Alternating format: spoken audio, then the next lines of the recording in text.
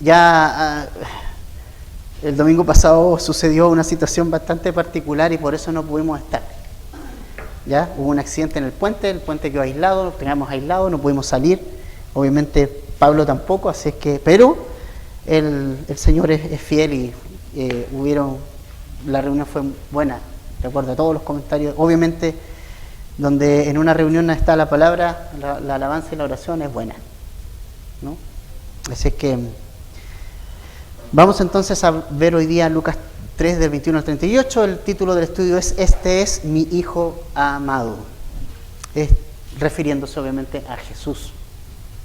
Vamos a leer 2 versículos y vamos a estudiar. Dice el versículo 21: Aconteció que cuando todo el pueblo se bautizaba, también Jesús fue bautizado, y orando el cielo se abrió, y descendió el Espíritu Santo sobre él en forma corporal, como paloma, y vino una voz del cielo que decía: Tú eres mi Hijo amado, en ti tengo complacencia. El último estudio, el domingo antes pasado, que estuvimos en Lucas, vimos que Juan el Bautista comenzó su ministerio, en el capítulo 3. Vimos que él comenzó a predicar el bautismo del arrepentimiento. El ministerio de Juan, si nosotros recordamos bien, tenía por finalidad simplemente preparar el camino de Jesús. Es decir, Juan fue un hombre que siempre esperó la aparición de Jesús. O sea, él estaba súper claro en que sus discípulos, los que le seguían a él, iban a ser discípulos de Jesús después, ¿cierto? Él sabía que su ministerio tenía que dar paso al ministerio de Jesús después. Y yo creo que eso es un ejemplo perfecto de lo que debe pasar en nuestras vidas. Es decir, saber que cuando Jesús viene a mi vida, yo tengo que hacerme a un lado. El yo, mis deseos personales, mi carne, debe quedar de lado para dar paso a Jesús. Eso es lo que todos nosotros como cristianos, o sea, Juan es como un ejemplo de eso, ¿no? Entonces, en esta preparación que Juan está haciendo del pueblo, ¿no? Recordemos que la profecía decía que iba a volver el corazón de los hijos a los padres, iba a enderezar el camino de los torcidos, iba a llenar el valle en monte, lo iba a convertir en monte y el monte en valle. Es decir, el Señor iba a venir a cambiar las vidas y a transformar los corazones. Entonces Juan tenía como esa tarea de ir como preparando el camino, ¿ya? hacia Jesús. Y su predicación, que podríamos verla como bastante confrontacional, lo vimos la semana antes pasada, ¿no? ¿Se acuerda? Él decía: arrepentidos y convertidos, ¿sí? Generación de víboras, ¿quién os enseñó a huir de la ira venidera? Eran sus palabras. En este contexto era importante el mensaje de Juan, porque el mensaje del arrepentimiento era importante. ¿Y por qué es importante el mensaje del arrepentimiento? Porque la verdad es que para entender lo gran Salvador que es Jesús, debo entender lo gran pecador que soy yo. Yo no voy a entender que Jesús es un gran Salvador, que es el Salvador de mi vida, el Salvador del mundo, si yo no entiendo que yo soy el más grande de los pecadores y que el mundo entero está bajo condenación y que por lo tanto tengo una necesidad de un Salvador. Entonces Juan tenía esa tarea, ¿no? De hablar a los corazones de las personas para que entendiera y el mundo entendiera que necesitaba un Salvador, que había y el mensaje de él era arrepentimiento. Y este mensaje, fíjense ustedes, que no cambia con Jesús. Jesús en Mateo capítulo 4, 17, puede anotarlo, no vaya ahí, se lo voy a leer. Mateo 4, 17, él dice: desde entonces, dice Mateo, Jesús comenzó a predicar y a decir: arrepentíos, porque el reino de los cielos se ha acercado. Es decir, el mensaje de Jesús calza exactamente con el mensaje de Juan. El mensaje de Jesús no fue un mensaje distinto que al de Juan, también fue un mensaje de arrepentimiento. Y en Hechos, capítulo 2, versículo 38, dice lo siguiente: también los apóstoles. Pedro les dijo: arrepentíos y bautícese cada uno de vosotros en el nombre de Jesucristo, para perdón de los pecados, y recibiréis el don del Espíritu Santo. Es decir, también los discípulos predicaron el arrepentimiento. Entonces ya no es solo Juan, es Jesús, son los apóstoles. Todos predicaron el arrepentimiento. ¿Por qué? Porque teníamos que arrepentirnos, porque estábamos en enemistad con Dios. Porque ese es el tema, ¿no? Hay gente que dice, ¿de qué tengo que arrepentirme si yo no tengo nada que arrepentirme? Es porque no le ha llegado la convicción del Espíritu Santo de su condición delante de Dios. Es simplemente por eso, ¿cierto? Hoy día uno lo ve, claro, uno ve y dice, o sea, hoy día soy cristiano, pero hace un tiempo atrás. Entonces la gente te va a decir, ¿de qué tengo que arrepentirme? ¿No? ¿Por qué? Porque no logra ver con ojos espirituales. No, el Señor le ha dado esa revelación aún de su condición frente a Dios. Y la condición que nosotros teníamos frente a Dios era de enemistad, de pecado. Entonces era necesario el arrepentimiento. El arrepentimiento es el único requisito para venir a Jesús. El único. Arrepentirnos de nuestros pecados y venir a Jesús. Ahora, desde el verso 21, entonces, como el capítulo 3, Juan es protagonista, ahora Jesús comienza a ser protagonista. Ahora es Jesús quien aparece en la escena. Entonces ahora ya nos vamos a centrar más en el ministerio de Jesús. Y eso es lo que pasa en el versículo 21 en adelante. Jesús empieza ya su ministerio, empieza a aparecer públicamente. No lo había hecho. O sea, recordemos que la última vez que se mencionó algo de Jesús fue cuando él tenía 12 años, cuando él estaba en el templo. Pero de ahí en adelante, nada, ni un escrito, ni nada que nos diga que ese tiempo que probablemente que pasó. Pero él se estaba preparando para su ministerio. Él no es que estaba así tirado como en la playa, ¿no? Esperando que le tocara su turno. Sin duda él estaba preparando su vida, su ministerio, para aparecer públicamente ahora ahí en el Jordán. ¿Ya? En el Jordán. Y lo interesante, porque lo primero que nosotros vemos en los dos versículos que acabamos de leer es que el ministerio de Juan estaba en todo su esplendor. O sea, el ministerio de Juan era grande. Fíjense que la gente venía a ser bautizado por él. Dice que todo el pueblo se bautizaba. O sea, venía una gran cantidad de personas a ser bautizados por Juan. Recordemos que él estaba en el desierto. O sea, la gente caminaba. Iba desde las ciudades, desde los conglomerados, desde las ciudades más grandes de la región de Galilea, de Judea, de todas esas regiones, venían caminando hacia Juan en el desierto, a orillas del Jordán, para ser bautizado por él. Entonces, realmente lo que está pasando es un avivamiento tremendo. Es un gran avivamiento. Un movimiento del Espíritu Santo en el corazón de la gente, llevándola hacia Juan, porque de qué otra manera se explica que la gente vaya a un hombre que es medio ermitaño. Ya nosotros vimos cómo era su apariencia física, ¿no? Lo más alejado de lo que nosotros podíamos llamar tradicional, de su apariencia física. Pero tenía el poder y la llenura del Espíritu Santo, y la gente iba a él. Así que había un avivamiento tremendo en este tiempo, ¿sabes? Y entonces Juan podría haber dicho, wow, tengo un ministerio grande. Este es un ministerio tremendo, ¿no? Pero en el más grande apogeo del ministerio de Juan, adivinen qué pasó. Aparece Jesús. Y entonces ahora el ministerio de Juan va a ir retrocediendo, disminuyendo, para darle paso a la persona que realmente es importante, que es Jesús. ¿Sabes? Jesús debe ser más importante que nuestro ministerio. Más importante que tu ministerio. No puede ser más importante tu ministerio que Jesús. Debe ser Jesús la persona central de nuestro ministerio. La persona central de Capilla Calvario Temuco debe ser Jesús. Debe ser Jesús. Por sobre todo. Él es el centro, ¿no? Y entonces viene Jesús, y acá lo que pasa es que este tremendo avivamiento que incluso vimos nosotros, soldados romanos vinieron a él, ¿se acuerdan? Vimos también que gente del pueblo venía a él, religiosos venían a él, y hasta el propio Herodes le escuchaba con muchas ganas. Ustedes saben quién es Herodes. Sabemos la historia, ¿verdad? Que ese mismo Herodes le escuchaba con muchas ganas. y sentía, estaba en cierta manera la convicción del Espíritu Santo, pero ¿sabes qué? La influencia de obviamente sus cercanos y todo, y lo que significaba el poder, pudo más. Y él mandó a encarcelar a Juan. Él mandó a encarcelar a Juan. Cronológicamente ese evento está después de lo que nosotros estamos viendo acá. ¿Ya? Cronológicamente, no está cronológicamente esa historia aquí.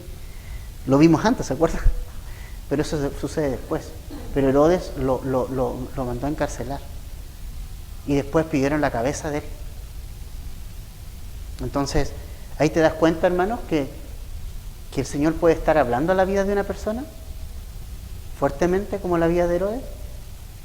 Pero si tú no tomas una decisión, el Espíritu Santo te está tocando y tú no lo obedeces, el Espíritu Santo cada vez va a ir tocando menos tu corazón. Hasta que finalmente ya no había ningún freno dentro del corazón de Herodes, ya después ya dijo ya no. Se tiró nomás, como decimos buen chileno. Simplemente no escuchó más la voz del Espíritu Santo. Tenemos que tener mucho cuidado con eso. Cuando nosotros ya no obedecemos la voz del Espíritu Santo por medio de su palabra que nos está diciendo las cosas. Y si nosotros no accedemos a eso, no nos sometemos, entonces la convicción se va a ir perdiendo. La convicción del Espíritu Santo se va perdiendo hasta que finalmente desaparece, como en la vida de Herodes.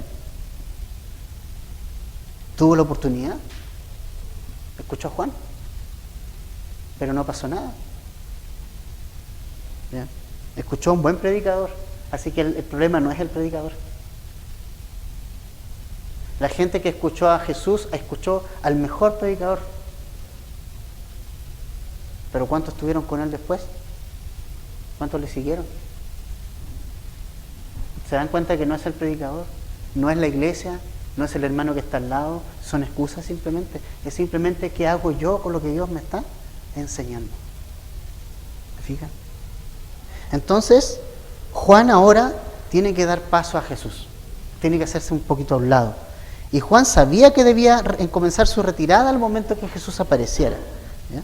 Y Juan en el Evangelio de Juan, en el capítulo 3, verso 30, él dice, es necesario que Jesús crezca para que yo mengue. Y también fue súper claro, por ejemplo, en Mateo capítulo 3, versículos 28 y 29, Juan dijo que él no era el Cristo. Él no era el Cristo. Y que su gozo estaba cumplido cuando viera el ministerio de Jesús. Mateo capítulo 3, versículos 28 y 29. Lo vamos a buscar, lo vamos a leer porque es un pasaje bien interesante, bien importante. Mateo capítulo 3, versículos 28. No es ese.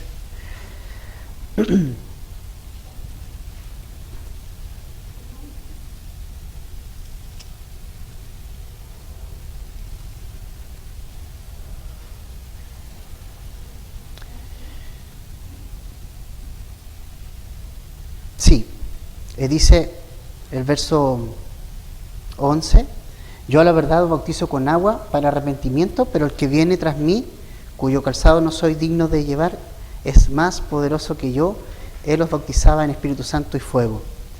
Es decir, Juan esperaba a Jesús, y su gozo era ver a Jesús, ¿no? Entonces, él estaba súper claro que él no era el Cristo, él estaba súper claro que él no era el Mesías. Aunque mucha gente le preguntaba. Y cuando ve aparecer a Jesús y a ti te das cuenta lo que pasa, el pueblo se estaba bautizando, ¿cierto? Ya dijimos que venía mucha gente. También Jesús dice que fue bautizado. Me gustaría que vayamos ahora sí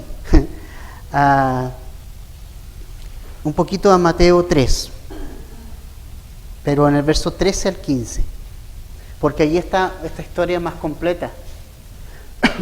Vamos a ver un poco algunos detalles de este bautismo de Jesús, que es importante. Versículo 13 de Mateo 3 dice, entonces Jesús vino de Galilea a Juan, al Jordán, para ser bautizado por él. Mas Juan se le oponía, diciendo, yo necesito ser bautizado por ti, ¿y tú vienes a mí? Pero Jesús le respondió, Deja ahora, porque así conviene que cumplamos toda justicia. Entonces le dejó. Aquí está un poquito más completa la historia. Lucas solo menciona el hecho de que Jesús fue bautizado.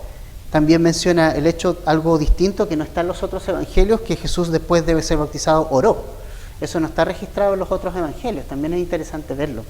Pero quiero que veamos este hecho del bautismo de Jesús, porque es interesante que cuando Jesús vino, Mateo nos da un detalle importante, que Juan no lo quería bautizar. ¿Se dieron de cuenta ese detalle? Es como que Juan dice, no, yo no te voy a bautizar. ¿No? Tú vienes a mí, yo debería ser bautizado por ti. Es decir, Juan reconoció que Jesús era el que venía. Lo identificó. Dije, yo no voy a bautizarte porque tú me tienes que bautizar a mí. ¿No? Y dice, yo no soy digno de desatar siquiera la correa de tu calzado. Es decir, Juan sabe muy bien cuál es su posición frente a Jesús. Su posición frente a Jesús era de inferioridad. Juan se sometió a Jesús. ¿Sabes tú cuál es tu posición frente a Jesús? ¿Somos más importantes, nos creemos más importantes que el propio Jesús? ¿Creemos que somos más importantes, que tus planes son más importantes, que tu vida es más importante que Jesús, que nuestra vida es más importante que la de Jesús? Pero Juan nos está dando un tremendo ejemplo. Él sabe dónde está qué le corresponde nomás. ¿Cuál es su posición delante de Jesús? Está súper claro con eso, ¿no? Entonces, Juan sabía que Jesús tenía el poder del Espíritu Santo, que podía bautizarlo, que podía transformarlo, que necesitaba ser bautizado por Jesús y no Jesús por él. Ahora, ¿por qué Jesús fue bautizado? ¿Por qué Jesús vino a Juan? Es una pregunta buena, ¿no? Que tenemos que hacernos. ¿Por qué Jesús fue a ser bautizado? No entendemos, no entiendo. ¿Por qué, si era perfecto, era Dios, fue a ser bautizado? ¿Y sabes qué? Simplemente Jesús se está identificando con nosotros, los pecadores. Solamente eso. ¿Qué necesidad tenía Jesús de ser bautizado? Pregunto. ¿Tenía alguna necesidad de ser bautizado? ¿Tenía que arrepentirse de un pecado que haya cometido? La Escritura dice que Jesús no tuvo pecado. Fue tentado en todo, pero sin pecado. La próxima semana vamos a ver la tentación de Jesús. Pero ¿qué necesidad tenía Jesús de ser bautizado? Ninguna. ¿De qué tenía que arrepentirse? De nadie. De nada. ¿No? Entonces, ¿por qué va a bautizarse? Porque Él se puso, ese es el ministerio de Él, ponernos en nuestro lugar, ponerse en nuestro lugar, tomar tu lugar, tomar el mío. Eso fue lo que hizo desde un comienzo. De hecho, por eso se hizo hombre, para que ser como tú y ser como yo. Por eso se hizo hombre, para ser como tú y como yo, y para tomar nuestro lugar, para ser el sustituto delante del Padre.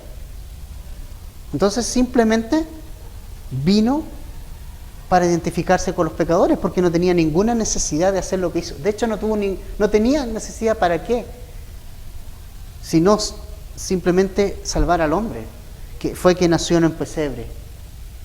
Para salvar al hombre fue que tuvo que identificarse con nosotros, vino a ser bautizado. Para salvar al hombre vino y lavó los pies de sus discípulos. Para salvarnos a nosotros fue traicionado. Para salvarnos a nosotros fue juzgado injustamente. Para salvarnos a nosotros sufrió las burlas y los escarnios de las personas, de la gente. Para salvarnos a nosotros. Para salvarnos a nosotros fue crucificado. ¿Él merecía pasar por eso? ¿Él merecía estar en un pesebre, nacer como un pesebre? Él era el Rey de Reyes. ¿Él merecía ser bautizado? ¿Él merecía lavar los pies de sus discípulos? ¿Él merecía ser traicionado, juzgado injustamente, crucificado, sufrir las burlas, el escarnio? Lo merecía. Él era el Rey. Pero aquí ya vemos que Jesús viene a ponerse en nuestro lugar, hermanos, viene a ponerse en tu lugar, a identificarse con el hombre pecador sin serlo. ¿Sabes qué? Y esto es para que también nosotros, hermanos, nos demos cuenta de que el pecado es tremendo.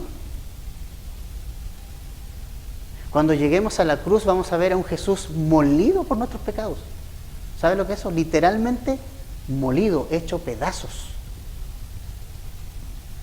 Porque eso es lo que el pecado le hace a nosotros. Así que el pecado, la salvación para nosotros es gratis, pero tuvo un costo. Tuvo el costo de nada más ni nada menos que la crucifixión del Hijo de Dios. Entonces, ¿por qué Jesús viene a ser bautizado? Porque Él se identifica con el pecador. Todas esas cosas no era justo que las pasara Jesús. Pero tranquilo, tampoco es para decir, oh, pobre de Jesús. O sea, sufrió, pero ojo, Jesús está en control y nunca lo perdió. Jesús vino a dar su vida por su propia voluntad.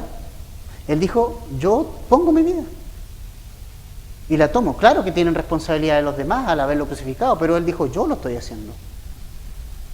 Y yo después la vuelvo a tomar. ¿Para qué?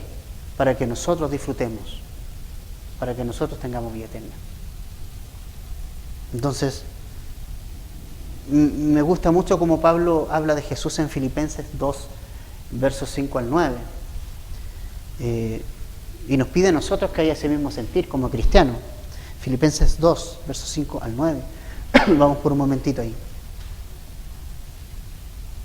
Dice, nos explica como este hecho de que Jesús se despoja en momentos, bueno, nunca dejó de ser Dios, pero sí se despojó de eso al vivir como hombre. Filipenses 2, 5 al 9 dice, haya pues en vosotros este sentir que hubo también en Cristo Jesús, el cual siendo en forma de Dios, no escatimó el ser igual a Dios como cosa a que aferrarse, sino que se despojó a sí mismo, tomando forma de siervo, hecho semejante a los hombres, y estando en la condición de hombre, se humilló a sí mismo, haciéndose obediente hasta la muerte y muerte de cruz, por lo cual Dios también le exaltó hasta lo sumo, y le dio un nombre que es sobre todos nombres. ¿Te das cuenta que ahí ya Pablo dice que Jesús se humilló a sí mismo? Dice que se despojó a sí mismo y fue hecho semejante a los hombres. O sea, eso ya fue una humillación para Él. Entonces, hermano, ¿Jesús necesitaba el bautismo del arrepentimiento de Juan? No lo necesitaba. Él es santo, en Él no hay pecado. Pero Él vino a tomar nuestro lugar como pecadores. ¿Quiénes eran bautizados por Juan? Los arrepentidos, los pecadores. ¿Y quién vino? ¿Por qué Jesús fue? Porque se identificó con nosotros. ¿Me entiendes? Y esto un poco marca lo que es el ministerio de Jesús. Amigo de los pecadores. No significaba que Él pecaba, ¿no? Pero era amigo de los pecadores. Y eso fue hasta el final, ¿no? ¿Quién estaba al lado de Él crucificado? ¿Quiénes estaban al lado de Él crucificado? Después, al final, los ladrones. ¿Qué eran los ladrones? Pecadores. Hasta el final rodeado de pecadores, increíble. ¿Y qué hizo uno de ellos? Se arrepintió y fue salvo. El ministerio de Jesús es venir y ponerse en nuestro lugar. El lugar que tú y yo deberíamos tomar. Él lo tomó. Por eso está viniendo a Juan. Ahora, también hay otra razón por la cual viene a Juan. Le dice a Juan que era necesario que cumplamos, dice, toda justicia. ¿Se acuerda lo que dice ahí? Es necesario que cumplamos toda justicia, le dijo a Juan. O sea, Jesús también trató a Juan en esto, porque un poco Juan quería impedir que Jesús le bautizara, o sea, que quería impedir ese momento, o sea, Juan no lo quería bautizar, ¿cierto? Pero esto es un poquito como cuando el Señor le iba a lavar los pies a sus discípulos, ¿se acuerdan? Y Pedro le dijo, no, Señor, a mí no me vas a lavar los pies, jamás. Es un poquito lo que le pasa a Juan aquí, ¿cierto? Es entendible porque estamos frente a Jesús, pero hay cosas que era importante que Jesús hiciera. Pedro quería impedir que Jesús fuera a la cruz porque le dijo, no vayas a Jerusalén, te van a tratar mal, y Jesús, no, yo tengo que ir porque ese es el plan. Y ahora Juan le dice, no, yo no te voy a bautizar porque yo tengo que ser bautizado por ti, pero el Señor le dice, no, tiene que ser así. Tiene que ser así. Entonces también Jesús está tratando el corazón de Juan con esto. Al decirle, hey, sométase y cumpla. Yo le estoy diciendo que me bautice.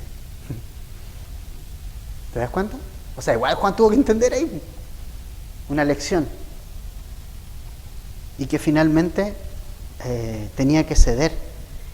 Y Jesús le dijo que era necesario que cumplir con toda la justicia, con todo lo que estaba escrito de él. En Mateo 5:17 dice, no penséis, dice Jesús, que he venido para abrogar la ley o los profetas.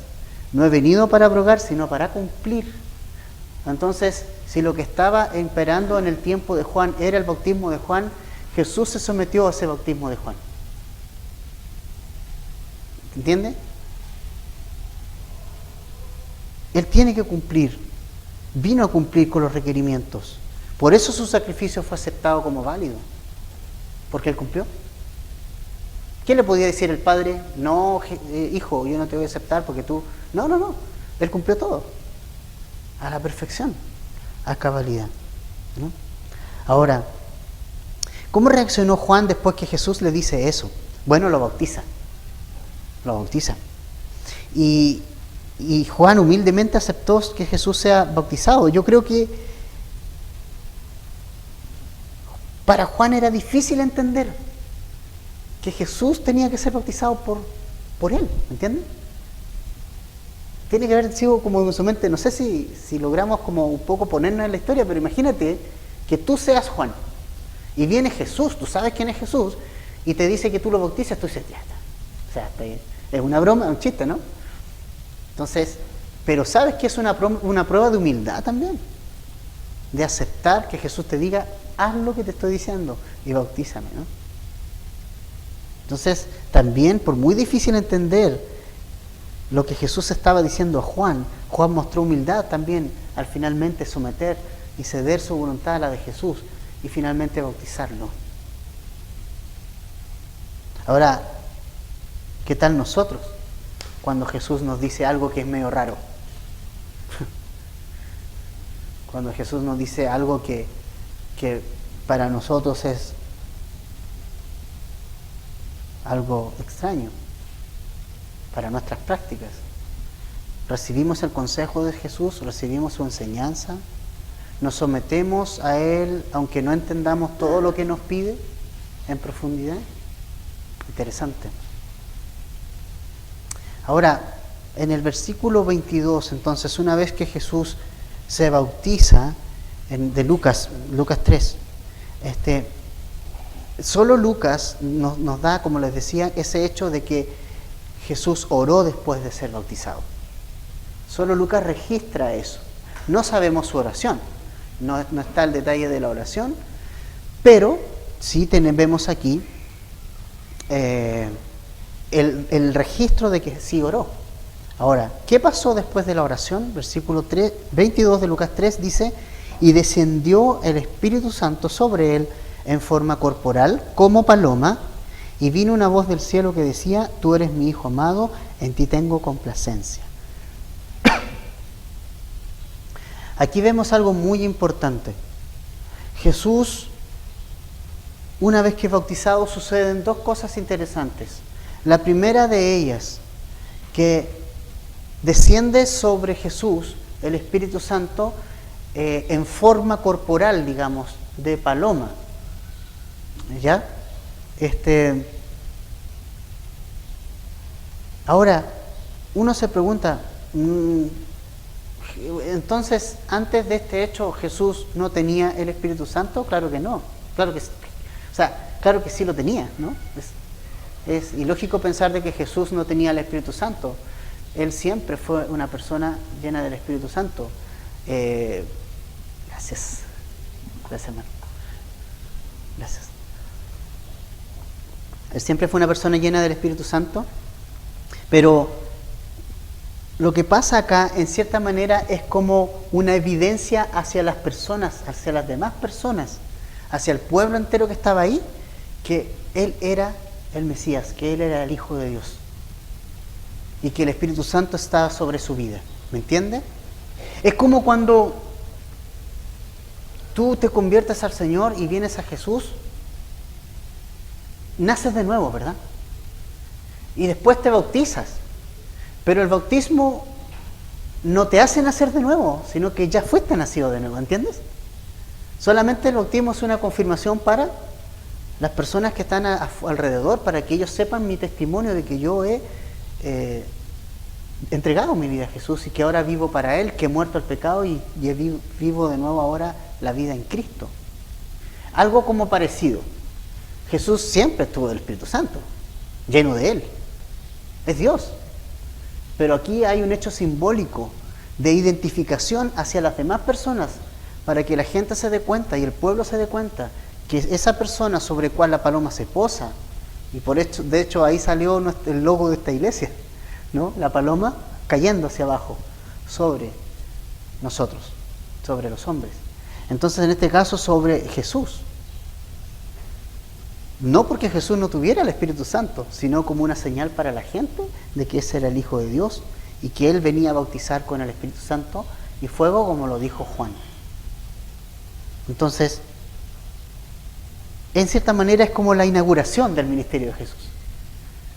¿Entienden? Como, ok, aquí está Jesús. Él es Jesús. Viene con el poder del Espíritu Santo. Y entonces ahora se va a cumplir lo que Juan dijo. El bautismo del arrepentimiento no podía hacer lo que sí Jesús puede hacer. ¿Qué es? Darnos un nuevo nacimiento por el Espíritu Santo.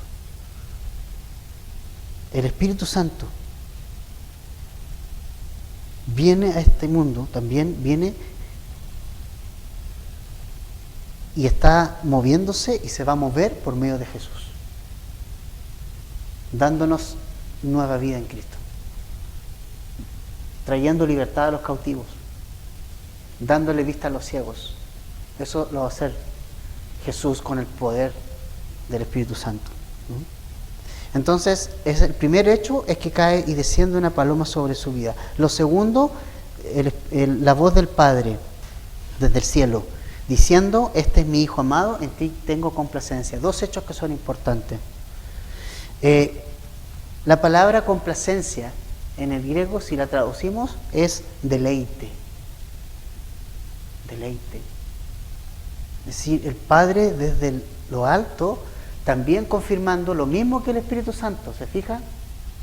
Y aquí están Padre, Hijo y Espíritu Santo, los tres, la Trinidad completa, entera, interactuando y poniéndose totalmente de acuerdo y testificando absolutamente que Jesús es el Hijo de Dios que viene a salvar este mundo. Ninguno de ellos se arranca con los tarros. El Espíritu Santo, Jesús y el Padre te llevan a lo mismo. No hay contradicciones. El Espíritu Santo nunca va a llevar a una persona a algo que no haya sido previamente enseñado por las Escrituras. No se manda solo. ¿Entienden? El Espíritu Santo no se manda solo. Se somete a la Escritura, se somete a lo escrito por el Padre. Padre, Hijo y Espíritu Santo. Y aquí están los tres, dando testimonio de que Jesús es el Hijo de Dios. Y me encanta porque Jesús dice, tú eres mi Hijo amado. O sea, aquí vemos el amor del Padre por su Hijo Jesús. ¿Y por qué esto es importante?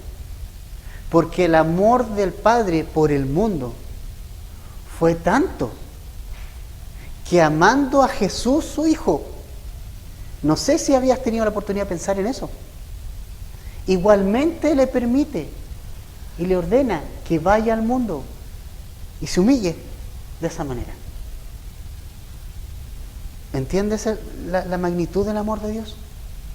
No estamos hablando de un padre que no ama a su hijo, que da lo mismo que lo que le pase a su hijo. O sea, hay padres, desgraciadamente en este mundo hay padres y madres que desprecian a sus hijos, que no los aman. Ay, que le pase lo que sea, da lo mismo. Los hay. No, estamos hablando de un padre que ama a su hijo. Un padre que ama a Jesús, que nunca se separaron, ¿me entiendes? Que siempre estuvieron unidos, unánimes, en comunión completamente. Entre el Padre y el Hijo había una total y absoluta comunión, y el Espíritu Santo también. Son una comunión. Los tres son una comunión, están juntos. Y el Padre amaba al Hijo y lo ama. Y aquí una vez más dice, yo amo a mi Hijo, este es mi Hijo amado. ¿Qué está haciendo en la tierra entonces? ¿Por qué está en la tierra? Porque también Dios ama al mundo. Y por eso dio a su Hijo. Como dice Juan 3:16, para que todo aquel que en él crea no se pierda, mas tenga vida eterna. ¿Te das cuenta de la magnitud del amor de Dios para tu vida? Para mi vida. Es gigante. Es gigante. Dios dijo, le voy a enviar a mi Hijo amado. O sea, al que yo amo, los estoy entregando por ustedes. ¿Entiende la magnitud de eso? Es tremendo lo que nos está diciendo acá. Lo que estamos observando. El amor del Padre hacia Jesús. Es gigante. Pero también es gigante el amor del Padre por el pecado, por el mundo. Y por eso fue capaz de ese Hijo amado ponerlo en esta tierra y a disposición de nuestra salvación.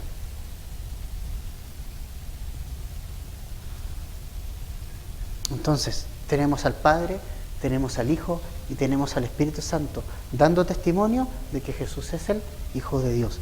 Y como dice Primera de Juan capítulo 5, 11 y 12, los que hicieron el discipulado lo están haciendo, y este es el testimonio, que Dios nos ha dado vida y esa vida está en su Hijo. Ese es el testimonio. El que tiene al Hijo tiene la vida, el que no tiene al Hijo de Dios no tiene la vida. El testimonio del Padre, del Hijo y del Espíritu Santo es que Jesús es el Hijo de Dios. Y ese es el testimonio que está dando acá, en el bautismo de Jesús, el Espíritu Santo y el Padre. Confirmando ante Juan y confirmando hasta la gente que esa persona que estaba ahí, que ese hombre que estaba ahí, como dice la Escritura, sin atractivo. A veces me da risa ver como los personajes que buscan para hacer el personaje de Jesús en las películas. El Jesús de Nazaret, ¿te acuerdas? Ojos claritos. Dice la Escritura que no era atractivo físicamente, para que su atractivo no sea físico, sino su persona, lo que él era. ¿No? Entonces, Jesús vino, y esa persona que estaba ahí era el Hijo de Dios. Es tremendo pensar eso, hermano. El Padre y el Espíritu Santo están dando un testimonio verdadero. Jesús es el Hijo de Dios. ¿Qué es Jesús para ti? Leía en un Twitter, Jesús fue un comunista, el primero. Después leía otro que decía, Jesús estaría manifestándose por estas injusticias.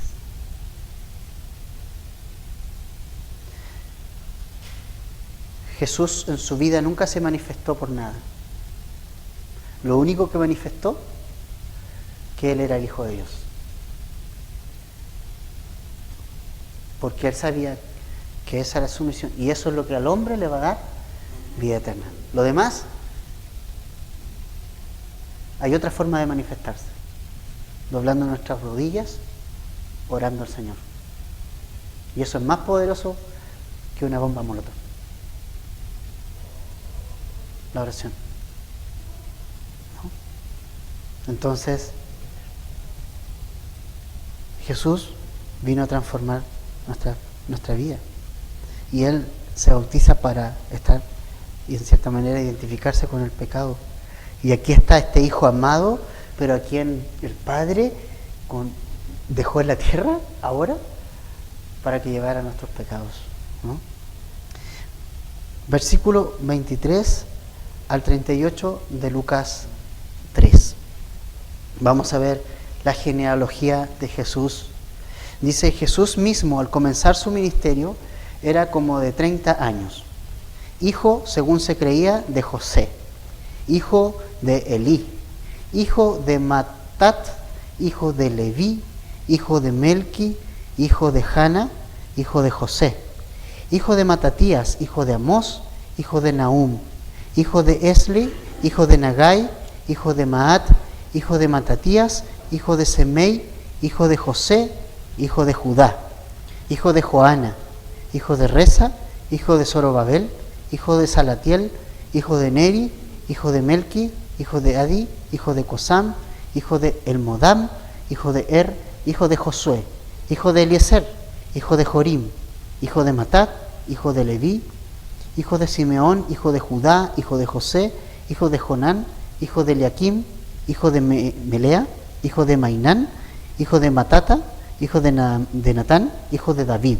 hijo de Isaí, hijo de Obed, hijo de Boz, hijo de Salomón, hijo de Naasón, hijo de Aminabad, hijo de Aram, hijo de Esrom, hijo de Fares, hijo de Judá, hijo de Jacob, hijo de Isaac, hijo de Abraham, hijo de Taré, hijo de Nacor, hijo de Serug, hijo de Ragau, hijo de Peleg, hijo de Eber, hijo de Sala, hijo de Cainán, hijo de Arfaxad, hijo de Sem, hijo de Noé, hijo de Lamec, hijo de Matusalén, hijo de Enoc, hijo de Jared, hijo de Mahalael, hijo de Cainán, hijo de Enos, hijo de Set, hijo de Adán, hijo de Dios.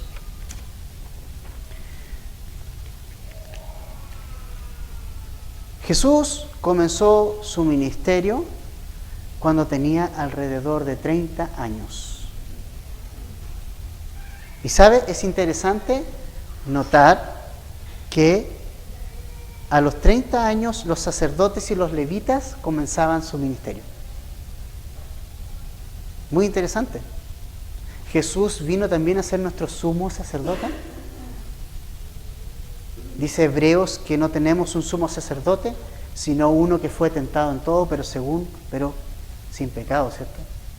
No hay un sumo sacerdote que pueda compadecerse de nosotros y que podemos ir a este sumo sacerdote en confianza, en total confianza. Y es interesante entonces que los sacerdotes y los levitas comenzaban a los 30 años su ministerio, así como los escribas a los 30 años comenzaban también a enseñar. Respecto a la genealogía, solo hay 2 evangelios de los 4 que dan una genealogía de Jesús.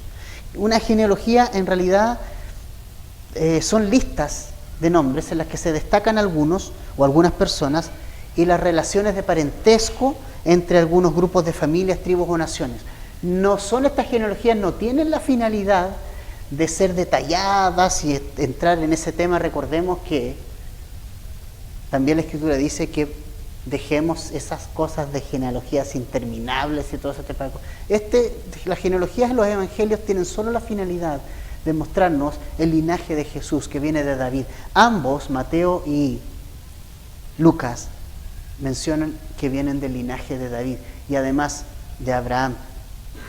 Pero la genealogía de Mateo tiene una finalidad distinta, porque Mateo fue escrita para judíos, para que los judíos pudieran creer que Jesús era el rey de los judíos, que el Mesías prometido en el Antiguo Testamento. Entonces su genealogía nos lleva a Abraham, enfatiza a Abraham. En cambio Lucas, que escribe como de una manera más universal, llega hasta Adán, incluso llega hasta Dios. O sea, lo que Lucas nos quiere mostrar es que somos creación de Dios, pero que Adán cortó la relación. Que en Adán pasamos todos a ser enemigos de Dios, ya no más hijos de Dios. Pero que ahora que aparece Jesús, viene toda la vuelta atrás y podemos volver a ser hijos de Dios, ¿entiende? Porque Jesús es el postrer Adán. Lucas nos está escribiendo esto para hacernos entender que el Hijo del Hombre, como es presentado Cristo por Lucas, es el postrer Adán, el identificado con el hombre, vino a hacer todas las cosas nuevas, vino a restaurar esa relación rota por Adán. Entonces Jesús vino a restaurar todas estas cosas. Y las genealogías y las diferencias entre genealogías se las dejamos que los teólogos se peleen entre ellos. Porque hay muchos de ellos que ni siquiera conocen a Jesús. Pero lo que Lucas tiene en mente es hacernos entender de que Jesús es el hijo de David, el Mesías prometido. También aparece Abraham como Jesús, el cumplimiento de la promesa hecha a Abraham. Y también aparece Adán como el que finalmente permitió que el pecado entrara a la humanidad. Pero aparece Dios más atrás. Y ahora aparece Dios restaurando la relación como al principio. O sea, toda la embarrada que quedó desde Adán en adelante en el mundo, ¿no? Entonces ahora es restaurada en Jesús. Hermanos, este mundo necesita a Jesús. No necesita otra cosa. Este mundo no necesitaba ni un político, no necesitaba ni un filósofo, ni un pensador, ni un escritor. Este mundo lo que necesitaba era un Salvador del peso y del juicio que pesaba sobre nuestras vidas. Hay un juicio sobre el hombre. Hay un juicio que pesaba sobre nosotros. Y ahora Jesús viene a restaurar todas las cosas. Él viene a echarse la culpa, hablando sencillamente y simplemente. Él viene a tomar nuestros pecados y el pecado es enjuiciado en Él. El pecado no podía quedar sin culpa. Tenía que ser castigado. La ira de Dios debía ir sobre alguien. ¿Y sabes sobre quién fue? Sobre Jesús, sobre su Hijo. Por eso cuando Jesús estaba en la cruz, ¿se acuerdan que una de las frases que dice es Elohi, Elohi, lama sabactani, que traducido es Dios mío, ¿por qué me has desamparado? Fue ese momento en que el Padre no podía verlo. Imagínate en el momento de más sufrimiento de tu hijo, no poder ver a tu hijo. Y dejarlo en manos de escarnecedores. Eso hizo el Padre. Por amor a ti. Por amor a mí. Dejó solo a su hijo. Habían estado juntos siempre. O sea, eso fue realmente para algo increíble para el cielo, una tristeza enorme. Pero el pecado del hombre lo llevaba a Jesús, por eso Dios no podía, el Padre no podía verlo a su hijo. ¿Te das cuenta? El precio. Hasta que finalmente Jesús entregó su vida por cada uno de nosotros. Entonces, hermanos, este Jesús que está apareciendo acá, que se identifica con nosotros el pecador, y este Jesús que está acá vino a restaurar nuestra relación con nuestro Dios, ¿no? En la conclusión, Jesús nos dio un tremendo ejemplo de humildad al someterse al bautismo de Juan. ¿Cómo reaccionamos nosotros cuando se nos pide algo que nosotros consideramos que no es justo hacer? ¿Era justo que Jesús se bautizara?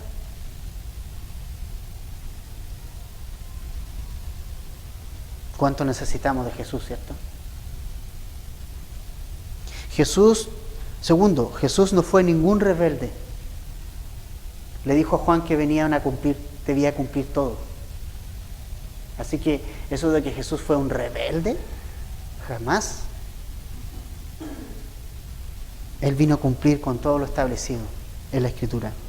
Tercero, Jesús se identificó con el pecador sin ser un pecador, para llevar sobre sus hombros el pecado de todos nosotros. Por eso fue a bautizarse. Cuarto, el Padre se complació de su Hijo, ama a su Hijo. Y todo, asimismo como el Padre ama a su Hijo y se complace de su Hijo, Hoy Dios, el Padre, se complace de sus hijos, de nosotros. Cuando nosotros ponemos nuestra fe en Dios, cuando nosotros nos sometemos a Él, Dios se complace de nosotros y dice, este es mi Hijo amado. Dios hoy nos puede llamar hijos amados porque primero llamó amado a Jesús y porque aceptó la ofrenda de Jesús y el sacrificio que Jesús hizo como el pago para nuestra salvación. Hoy día podemos llamar a Dios como un Padre.